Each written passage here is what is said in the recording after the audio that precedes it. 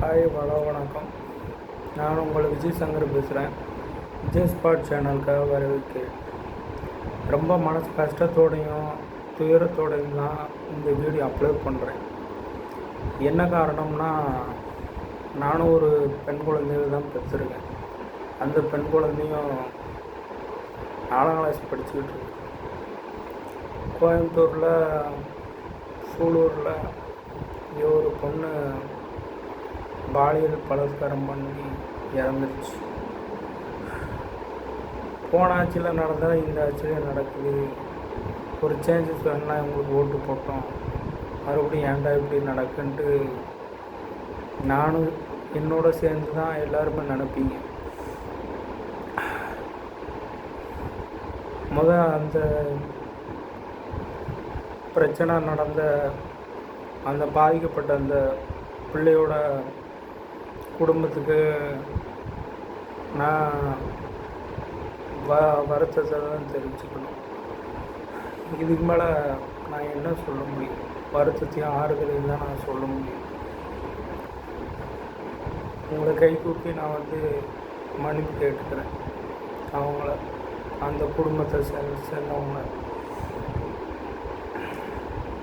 அதாவது இந்த நாட்டில் முக்கால்வாசி என்ன பிரச்சனை, அடிக்கடி இந்த மாதிரி பிரச்சனை அடிக்கடி நடக்கிறது காரணம் என்னென்னா, ஒரு தனி மனித ஒழுக்கம் அது இல்லாமல் போகிறதுனால தான். அதனால தான் நாட்டில் ப்ராப்ளம்ஸ் அதிகமாகிட்டே போகுது. இந்த தனி மனித ஒழுக்கங்கிறது நம்மளாக வளர்த்துக்கிறதா இருக்குது. யாரையுமே குற்றம் சொல்லவே முடியாது. தனி மனித ஒழுக்கங்கிறது அவங்க அப்பா அம்மா வளர்க்குறது அதில் தான் இருக்குது. அதை பொறுத்தளவில் தான் அந்த மனுஷன் இப்படி வளர்கிறான், அவங்க அம்மா இப்படி வளர்க்குறாங்க, அவங்க அப்பா இப்படி வளர்த்துக்கிறாங்க. அவங்க இப்படி மனநிலையில் மாறுறாங்கன்னா அவங்க எந்த மாதிரி ஒரு சூழ்நிலையில் இருந்திருக்காங்க. இட் இஸ் சைக்காலஜி ப்ராப்ளம் தான். அந்த சைக்காலஜி ப்ராப்ளத்துக்காக ஒரு பொண்ணை பறி கொடுத்துட்டான் இந்த 2 கேனம். உனக்கு அந்த மாதிரி ஒரு ஏதாவது வருதுன்னா எத்தனை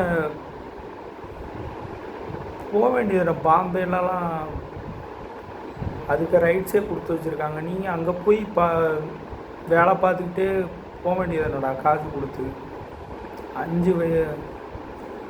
5ஆம் கிளாஸ் படிக்கிற குழந்தை 10 வயசு தான் ஆகுது. என் பாப்பாவுக்கு அதோட 1 வயசு தான்டா கம்மி.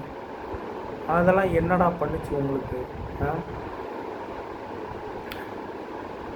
இல்லை, இப்படிப்பட்ட உலகத்தில் இன்னும் வாழ்ந்துக்கிட்டு இருக்கோன்னு நினச்சி தான் என் பாப்பா வளர்க்குறது இல்லாமல் நானும் சேர்ந்து பயந்துக்கிட்டு இருக்கேன், வாழ்ந்துக்கிட்டு இருக்கேன். இந்த மாதிரி தான் இருக்கும் என்னோட மனநிலை.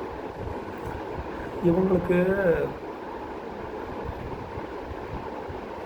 தனி மனித ஒழுக்கம், அந்த டிசிப்ளின்னா என்னென்ன அவங்களுக்கு தெரியாது ஒழுக்கம். இவங்க இப்படி ஒரு சைக்காலஜி ப்ராப்ளம் இருக்கிறவங்க, இவங்களெல்லாம் வீட்டை விட்டு எதுக்கு வெளியே விடுறாங்கன்னு தெரியல. அவங்க அப்பா அம்மா ஒருவேளை இதனால தான் அவங்கள கண்டுக்காமல் விட்டுருப்பாங்க போல. இங்கே கம்பெனிலேயோ கொத்தனார்லேயோ வேலை பார்த்துக்கிட்டு மறுபடியும் நான் தமிழ்நாட்டு மக்கள் எல்லாத்துக்குமே ரிக்வெஸ்ட் பண்ணி கேட்டுக்கிறேன். பெண் குழந்தைகள் இருக்கிற எல்லா அப்பா அம்மாவும் அவங்க குழந்தைகளை ரொம்ப ஜாக்கிரதையாக பத்திரமாக பார்த்துக்கங்க. அதாவது அரசாங்கத்தையோ யாரையுமே நீங்கள் இந்த விஷயத்தில் குறை சொல்ல முடியாது. சட்டம் ஒழுங்குங்கிறது ஒரு பக்கம் இருந்தாலும் அவங்கவுங்களுக்குன்னு ஒரு சுயமரியாதை, தனி ஒழுக்கம், கௌரவம், மரியாதை இதெல்லாம் இருக்கணும். இருந்தால் தான் அவன் மனுஷன், இல்லைனா மிருகம். இந்த 2 கேன மயிர்களும் அது இல்லாத அதுக்கு பிறந்தவங்க தான் நினைக்கிறேன். இல்லை, இந்த ஃபீல்டுக்குள்ளே நம்ம பிள்ளைய வளர்கிறோமே அப்படியே வளர்க்குறோமே நினச்சி எனக்கு இப்போ வரைக்கும் பதக்கம் தான் இருக்குது. நான் ஏன் இந்த மாதிரி ஆனேன், எதுக்கு இப்படி ஆனேன் அப்படின்னு சொல்லி தெரியாமல் நிறைய பேர் சின்ன வயசுலேருந்து வளர்ந்துட்டுருக்காங்க. அதில் சினிமாவில் காட்டுற கவர்ச்சி ஒரு பக்கம் இருந்தாலும் அவங்களுக்குன்னு ஒரு மைண்ட் கண்ட்ரோல்னு ஒன்று இருக்கணும். சரியா? இந்த மைண்ட் கண்ட்ரோல்னு ஒன்று இல்லைன்னா எந்த ஒரு தனி மனிதனுமே நிம்மதியாக வாழவும் முடியாது. எந்த பொண்ணையுமே ஆபாசமாக தான் பார்ப்பான், இழிவாக தான் பார்ப்பான். அவன் அப்படி ஆனால் அதுக்கு என்ன காரணமோ என்ன அதெல்லாம் நமக்கு தெரியாது. ஆனால் இனிமேல் அந்த மாதிரி தப்பு நடக்கக்கூடாதுன்னா ஒரு ஸ்ட்ராங்கான சட்டம் இயற்றணும். அதுதான் இன்னும் சொல்ல வருது. கடைசியாக நம்ம ரொம்ப கொடூரமாக பார்த்து இந்த விளாத்திக்குளம் பிரச்சனை தான். அதுக்கப்புறம் இந்த கவர்மெண்ட் மாதிரி இதெல்லாம் மாறிடும்னு நினச்சோம். ஆனால் எதுவும் மாறலை. அது அப்படியே கண்டினியூ ஆகிறதுக்கு காரணம் அவங்கவுங்க தனி மனித ஒழுக்கம். இன்னொன்று என்னென்னா, தனி மனித ஒழுக்கம் தவறதுக்கு காரணம் என்னென்னா பயம் இல்லாதது. அந்த பயம் இல்லாததுக்கு இன்னொரு காரணம் என்னென்னா அதுக்கு உண்டான சட்டங்கள் கடுமையாக இல்லாததான் காரணம். அந்த மாதிரி கடுமையான சட்டங்கள் வந்துச்சுன்னா, இப்போது ஒரு உதாரணத்துக்கு அரபு நாட்டில் இருக்கிற மாதிரி இப்போ ஒரு பெண்ணை அது அவங்களோட அனுமதி இல்லாமல் தொட்டாங்கன்னு தெரிஞ்சாலே நடுரோட்டில் நான் ஐடி படிக்கும்போது பார்த்துருக்கேன் அந்த வீடியோஸ்லாம். 4 கார்ஸு இத்தனைக்கும் அவங்க வந்து ஒரு விபச்சாரி தான். விபச்சாரியை அவங்க அனுமதி இல்லாமல் ஒரு 4 பேர் ரேப் பண்ணி ஒரு பொண்ணை 4 பேர் ரேப் பண்ணி கொண்டதுனால 4 காரை பொது வழியில் நிப்பாட்டி அந்த சிக்னலுக்கு மேலே 4 பேரையும் நிப்பாட்டி தூக்கு போட்டு முகத்தை மூடி காரை எடுக்க சொல்லுவாங்க. அப்படி தூக்கு போட்டு செத்துருவாங்க. அந்த மாதிரி ஒரு பொது வழியில் ஒரு தண்டனை கொடுக்கணும். இல்லைன்னா கவர்மெண்ட்டு, இந்த மனித உரிமை கமிஷன், சரியா, மத்திய அரசு, அவங்க எதிர்கட்சி, கூட்டணி கட்சி யாருக்குமே பயப்படாமல் இந்த ஆளுங்கட்சியான இந்த தமிழக வெற்றி கழகம் முதலமைச்சர் விஜய் அவர்கள் சட்டமன்றத்தில் ஒரு தீர்மானம் கொண்டு வரணும். இனிமே யாருமே பெண்கள் மேலேயோ குழந்தைகள் மேலேயோ முதியோர்கள் மேலேயோ கை வைக்கணும்னு நினச்சாலே இல்லாட்டி அவங்கள அப்யூஸ் பண்ணணும்னு நினச்சாலே அவங்கள 1 வாரத்துக்குள்ளே பொதுமக்கள் வெளியில் தண்டனை கொடுக்கணும் அப்படின்னு சொல்லணும். இல்லையா அவங்கள கோர்ட்லேயே அப்படி ஒரு சட்டம் ஏற்றுற மாதிரி உடனே தூக்கு தண்டனை நிறைவேற்றுற மாதிரி ஒரு சிஸ்டம் கொண்டு வந்தால் தான் இது மாறும். இல்லை கடைசி வரைக்கும் கண்டினியூ ஆகிட்டே தான் இருக்கும். நான் பேசும்போது பார்த்துருப்பீங்க, எனக்கு முந்தானத்து அவ்வளோ சந்தோஷமாக வீடியோ போட்டேன். அவர் டிவிக்கு மினிஸ்ட்ரேட் வந்து எக்ஸ்டெண்ட் பண்ணியிருக்காங்க, கூட்டணி விசிகா எல்லோரும் சேர்ந்துட்டாங்கன்னு சொல்லி சந்தோஷமாக வீடியோ போட்டிருக்கேன். ஆனால் இன்றைக்கி என்னால் பேச முடியலை. ஏன்னா அந்த பெண் குழந்தைங்கிற ஒரு வட்டத்துக்குள்ளே நானும் ஒரு தாப்பனாக இருக்கேங்கிற நினச்சி தான் எனக்கு பயமாக இருக்குது. அதனால தான் எனக்கு வார்த்தை வரமாட்டேங்குது. இதுக்கு மேலே என்னால் என்ன சொல்கிறதுன்னு தெரியல. சிங்கப்பெண் சிறப்பு படை இருக்குது. அவங்க இப்போ தான் ப்ராசஸ் பண்ணி கொஞ்சம் கொண்டு வராங்க. ஒரு சில இடத்துல வந்துடுச்சு, ஒரு சில இடத்துல வரல. நைட்டு ரோந்து போகிறாங்க. ஆனால் அவங்க வந்து பகலே ரோந்து போகணுன்னு என்னோடய சின்ன ரிக்வெஸ்ட்டாக கேட்டுக்கிறேன். இன்னொன்று என்னென்னா, ராமநாதபுரத்தில் ஒரு 4 நாளைக்கு முன்னாடி ஒரு பொண்ணு காணாமல் போச்சுன்னா அவங்க அப்பா அம்மா இந்த அதே சிங்கப்பண்ண அதிரடிப்படையிட்ட கம்ப்ளைண்ட் கொடுத்த அடுத்த 4 மணி நேரத்தில் அந்த பொண்ணை கடத்தினவன்ட்ட இருந்து அந்த பொண்ணை காப்பாற்றி கூப்பிட்டு வந்து காப்பாற்ற தெரிஞ்சு இதே போலீஸால் இந்த ரேப் கேஸ் பண்ணவங்கள பிடிக்க முடியாமல் இருந்திருக்கு. பிடிச்சிட்டாங்க, 5 மணி நேரத்தில் பிடிச்சிட்டாங்க. ஆனால் அந்த பொண்ணு அவங்கள பிடிச்சிட்டாங்கன்னா அந்த பொண்ணு இறந்துருச்சு. ஒரு கண்மாய ஓரமாக கழுத்து நெரிக்கப்பட்டு இறந்து போய் கிடந்தது. நம்ம இன்னும் டிஜிட்டல் உலகம், ஏஐ உலகம் அது இதெல்லாம் மூவ் ஆகி போயிட்டு தான் இருக்கும். ஆனால் நம்மளோட மைண்டு இன்னும் ஆதி காலத்தில் கூட ஒழுக்கமாக இருந்திருப்பாங்க. ஆதி மனுஷனாக இருக்கும்போது கூட அந்த சுய ஒழுக்கம், தனி ஒழுக்கங்கிறது இல்லைன்னா மனுஷன் ஒருத்தன் இப்படி தான் இது பண்ணி நான் தெரியாமல் தான் இருக்கிறேன். அந்த 2 ரவுடி பயல்களாக நான் கேட்குறேன், அந்த ரேப் பண்ணவங்களாம் கேட்குறேன். அந்த பொண்ணு வயசில் உனக்கு பொண்ணு இருந்தால் நீ என்னடா பண்ணியிருக்க? இல்லை, அந்த பொண்ணு வயசில் அந்த பொண்ணு உனக்கு பிறந்திருக்கு.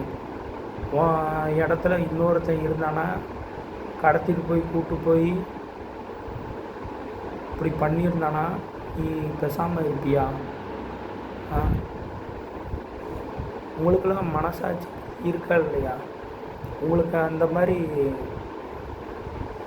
இருந்துச்சு, இந்த மாதிரி ஒரு சின்ன பிள்ளைய பார்க்கும்போது கூட உங்களுக்கு அப்படி ஒரு காழ்ப்புணர்ச்சி, வன்மம் இதெல்லாம் தோணுதுன்னா நான் சொல்கிற மாதிரி பண்ணுங்கள். வீட்டில் போய் கேஸ் ஸ்டவ்வோ இல்லை தீயோ பற்ற வச்சுருக்கேங்க. பற்ற வச்சுட்டு உங்கள் ஆணுறுப்பை எரிச்சே நீங்கள் செத்துருங்க பேசாமல். நீங்கள் உங்களால் இந்தியாவிலே அதிகமாக ஆண்கள் இருக்கக்கூடியது சரி, உலகத்துலேயே அதிகமாக ஆண்கள் இருக்கக்கூடியது இங்கிலாந்து, 2வது இந்தியா. அந்த இந்தியாவில் இருக்கக்கூடிய என்ன மாதிரி ஒரு ஆணுக்கு தான் கிட்ட பேர். நீலாம் ஒரு ஆளுன்னு உனக்கு ஒரு 10-15 பேர் பாதுகாப்பு வேறு.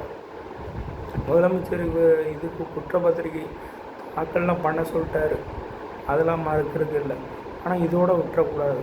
சட்டமன்றத்தில் ஒரு கடுமையான சட்டம் இயற்றி மற்ற மாநிலங்களுக்கு முன்னுதாரணமாக பெண்கள் பாதுகாப்புக்கு முன்னுரிமையாக நம்ம சிறந்து வழங்கணும் தான் என்னோடய தாழ்மையான வேண்டுகோள், ஒரு தகப்பனான வேண்டுகோள். மற்றபடி நான் உங்கள்கிட்ட கேட்குற நீங்கள் மற்ற 2500 கொடுங்க, கரண்ட்டு எவ்வளோ நேரம் வேணாலும் கட் பண்ணிக்கோங்க, எனக்கு அதெல்லாம் பிரச்சனை இல்லை.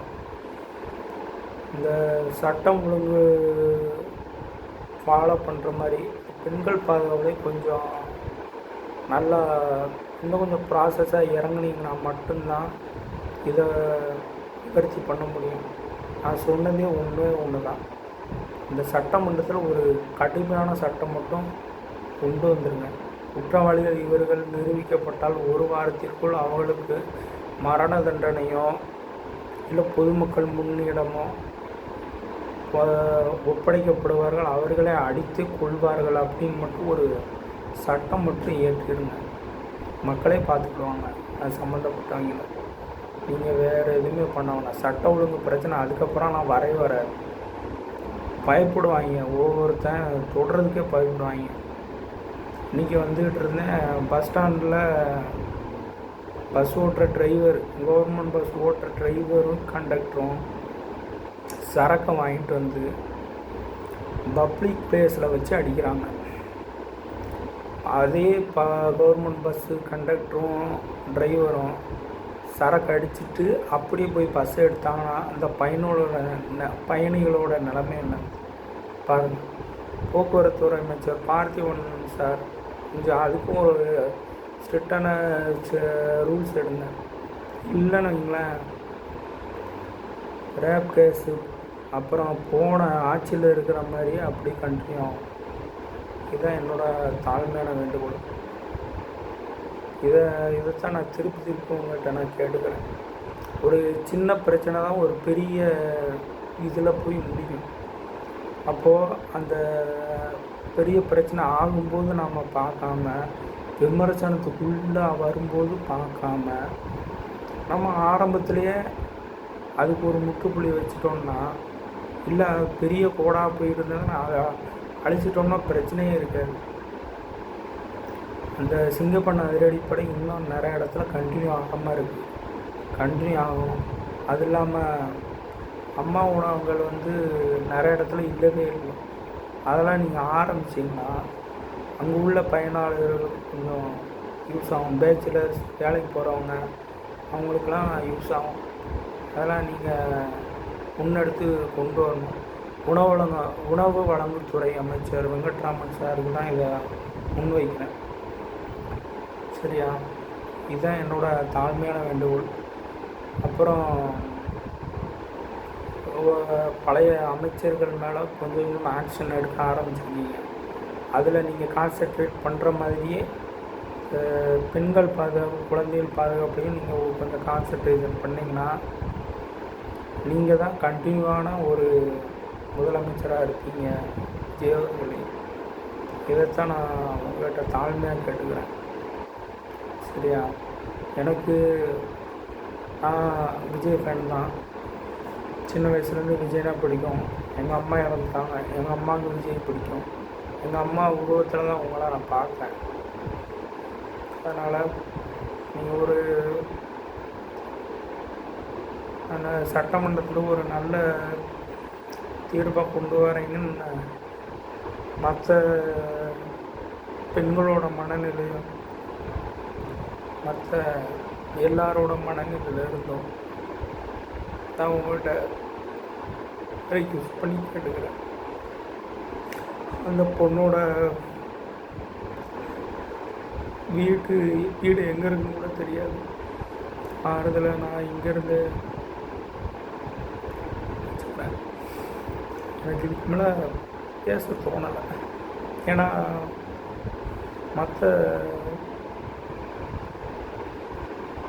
மொத்தத்தில் பெண் குழந்தையோட அப்பான்னு நினைக்கும்போது ஒரு விதத்தில் பயமாக இருக்குது. அந்த பொண்ணு சாதிச்சுன்னு தான் பெருமையாக இருக்குது. இதுதான் என்னோடய தாழ்மையான வேண்டுகோள். இனிமேல் இந்த தவறு நடக்காத மாதிரி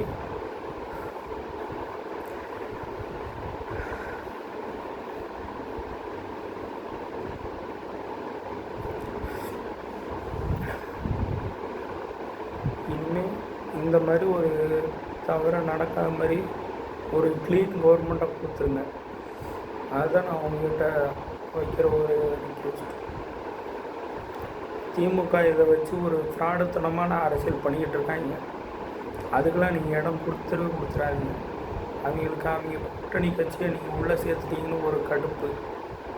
அந்த ஒரு கடுப்பில் தான் இன்னும் அதை வச்சு செயல்பட்டுக்கிட்டே இருக்காங்க.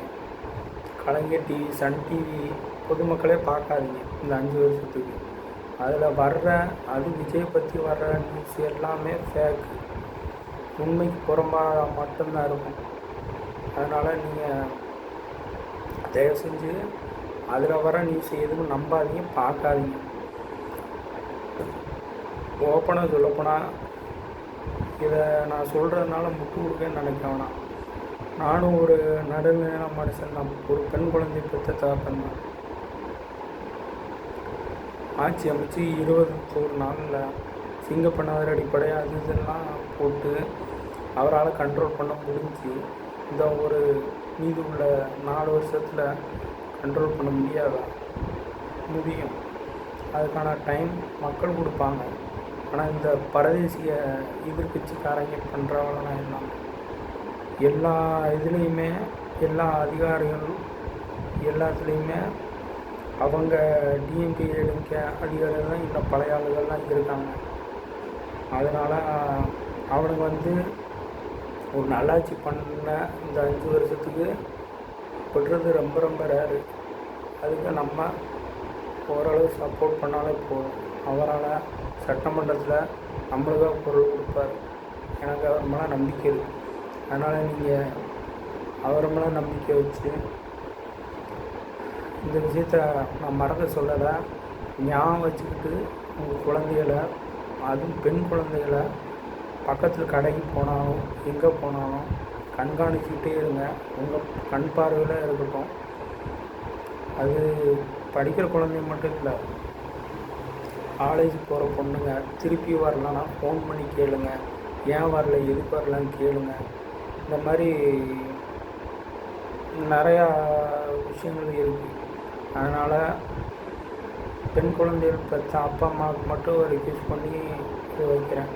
சட்டம் ஒழுங்கு ஒரு பக்கம் இருந்தாலும், கவர்மெண்ட் ஒரு பக்கம் ரன் பண்ணாலும், எல்லாத்துக்குமே அரசாங்கம் வந்து பாதுகாப்பு கொடுக்க முடியாது. ஆனால் அப்பா அம்மா அந்த பெண் குழந்தைய நினச்சா பாதுகாப்பு கொடுக்க முடியும். அவங்க அப்பா அம்மா நினச்சா என்ன வேணாலும் பண்ணலாம்.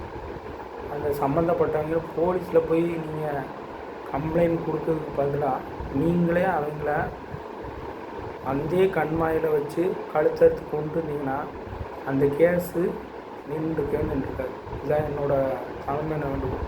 அதனால் நீங்கள் பார்த்துக்கோங்க. அவங்கவுங்க பெண் குழந்தைகளும் அவங்கவுங்க பத்திரம் பார்த்துக்கணும். இதுதான் என்னோடய தாழ்மையான வேண்டுகோள். ஓகே, உங்களுக்கு என் வீடியோ பிடிச்சதுன்னா சப்ஸ்கிரைப் பண்ணுங்கள், லைக் பண்ணுங்கள். பிடிக்கலைன்னா பண்ண வேண்டாம், அது அவங்கவுங்க விருப்பம். நான் எதுக்கு இத்தனை நாள் கழித்து இந்த வார்த்தையை சொல்கிறேன்னா, ஒருத்தவங்களுக்கும் ஒரு தாட் இருக்கும், ஒரு மைண்ட் செட் இருக்கும். அந்த மைண்ட் செட்டில் இந்த வீடியோ பார்ப்பாங்க. பார்க்க பொறுப்பாக இருக்கிறவங்க சப்ஸ்கிரைப் லைக் பண்ணுவாங்க, பொறுமை இல்லாமல் பண்ண மாட்டான். என் வீடியோ பிடிச்சி பார்க்குறாங்கன்னா சப்ஸ்கிரைப் பண்ணி லைக் பண்ணிக்கோங்க. இல்லாட்டி no wastage your time. Okay, நாளைக்கு ஒரு நல்ல செய்தி வரும்னு நினைக்கிறேன். ஒரு நல்ல அறிக்கையோ, நல்ல சட்டமன்றத்தில் ஒரு நல்ல சட்டம் ஏற்றுவார்னு நினைக்கிறேன். இந்த விஷயமா பொறுத்திருந்து பார்ப்போம். நல்லதே நடக்கும், வெற்றி நிச்சயம். அவர் சொன்ன மாதிரி சொல்லிட்டு இந்த வீடியோ முடிக்கிறேன். நீங்கள் எதை பற்றியும் நினச்சி மனசை ஒரி பண்ணிக்கிட வேணாம். பெண் குழந்தைகளை மட்டும் நல்லா பார்த்துக்கோங்க. இதுதான் என்னோட ஒரு தாழ்மையான வேண்டுகோள். ஓகே, பாய்.